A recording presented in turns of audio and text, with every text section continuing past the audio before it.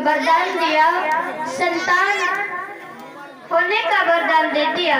और जब संतान होने का वरदान दे दिया श्रोताओं, धीरे धीरे समय व्यतीत होता चला गया। रानी के गर्भ धारण हुआ, वरदान मैया ने जब दे दिया तो रानी के जब गर्भ धारण हो गया, अब जब समय व्यतीत होता चला गया, 1-2 दिन नहीं, धीरे धीरे 9 मास व्यतीत हुए।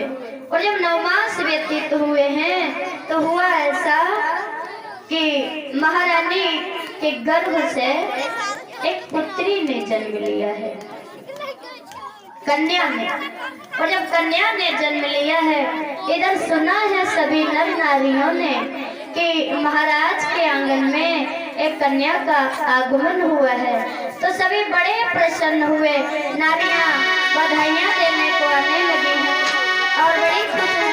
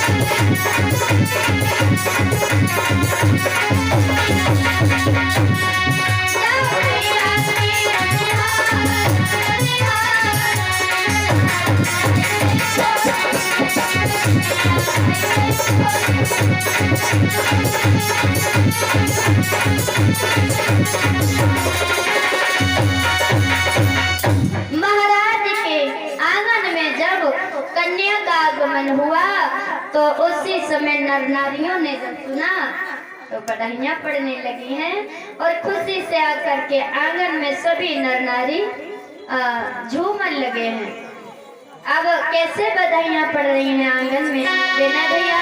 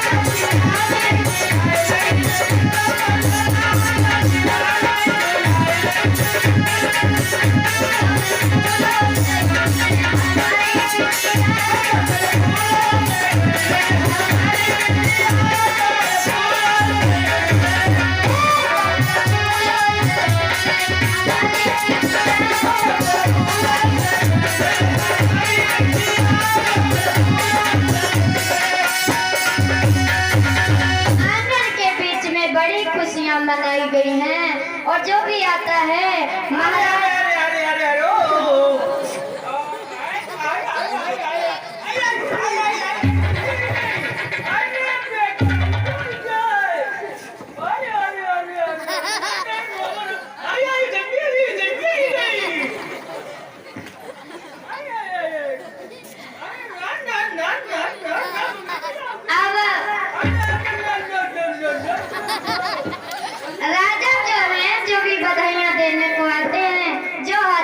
जाता है, वस्त्र दान कर देते हैं, गहने दान कर देते हैं, मुद्राएं दे देते हैं, जो भी पड़ जाता है वो दे देते हैं।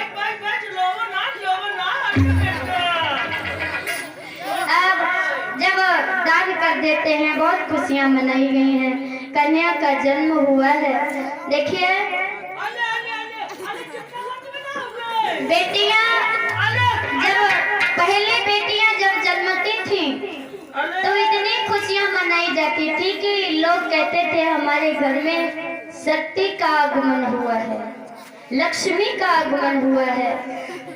बेटी जब पैदा होती है तो 3 चीजें लेके आती है साथ में। जब कन्या घर में पैदा होती है, खुशियां, शक्ति और लक्ष्मी, ये तीनों चीजें कन्या के साथ में आती हैं।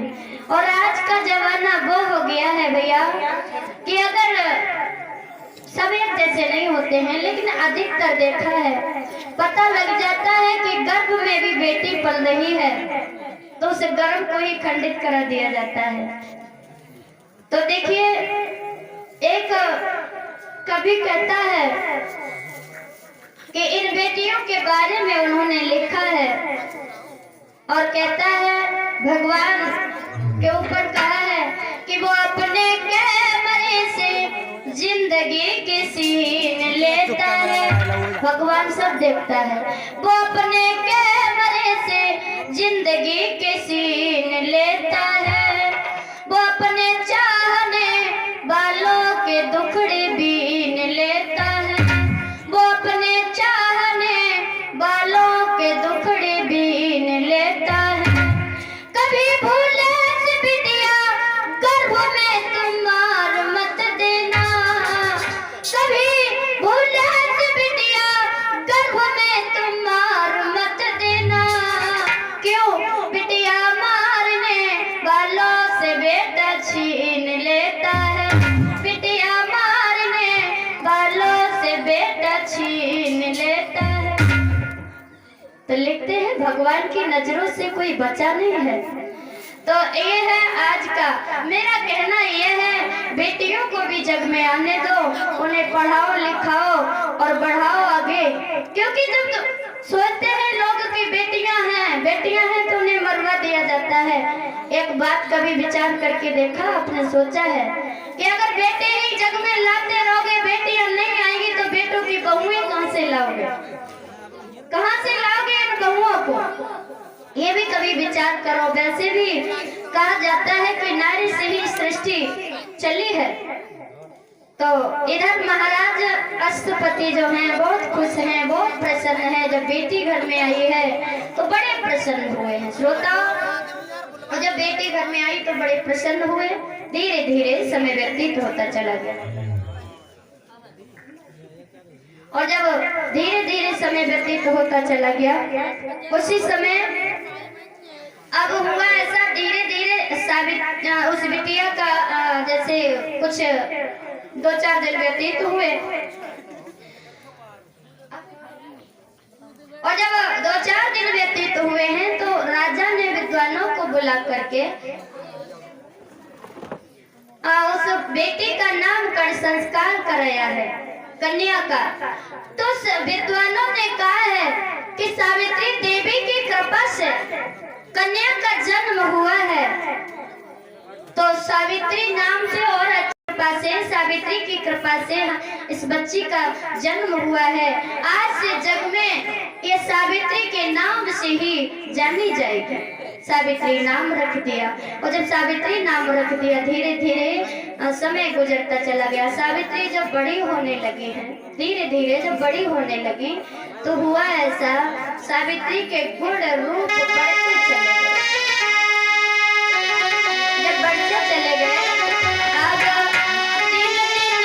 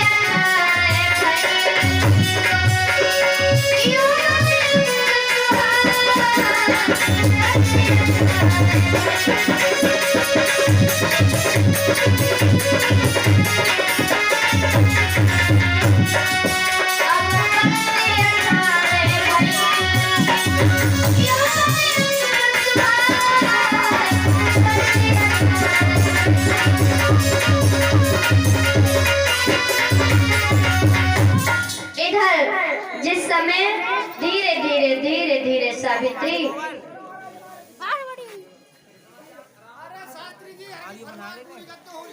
अब जब धीरे धीरे सावित्री बड़ी हो 18 वर्ष की हुई हैं श्रोताओं, यहाँ तक कि देखा है कामदेव ने सावित्री इतनी सुंदर लगती है कि उनके गुण रूप बहुत अच्छे हैं। और कामदेव जब देखते हैं श्रोताओं